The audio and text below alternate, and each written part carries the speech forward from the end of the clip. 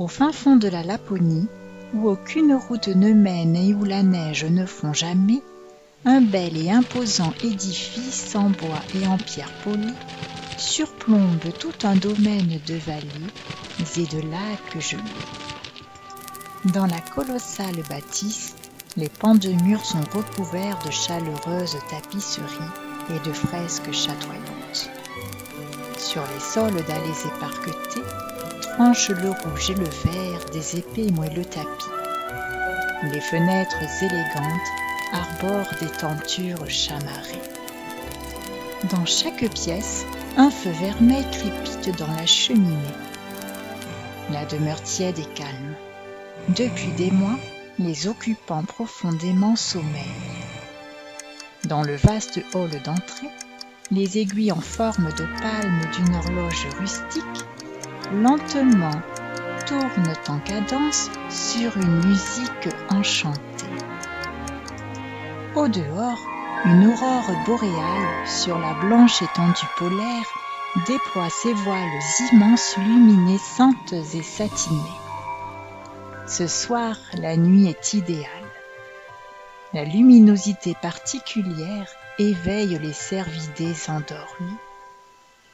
Leurs clochettes au cou accrochées tintent en un son harmonieux, réveillant à son tour le carillon de la maison assoupie.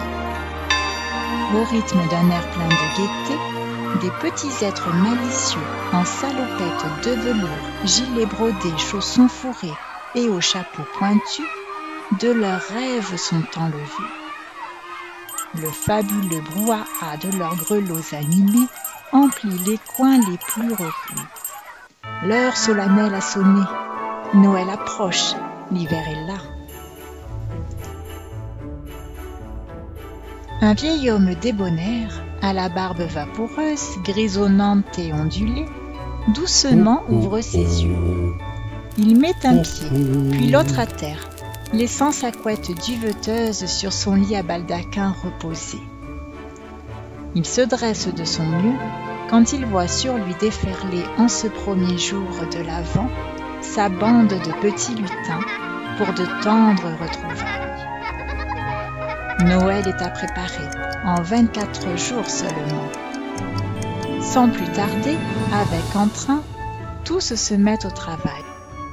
Dans l'immense atelier, un écran mural géant diffuse en continu des messages de souhait des enfants du monde entier. 2 longs jours durant, à cette tâche ardue, le Père Noël trie le courrier. Les demandes réalisables, à condition évidemment que les enfants aient été sages, à la fabrique sont envoyés. Les lutins responsables des créations, rapidement avec leur outillage, produisent des milliers de jouets de toutes sortes.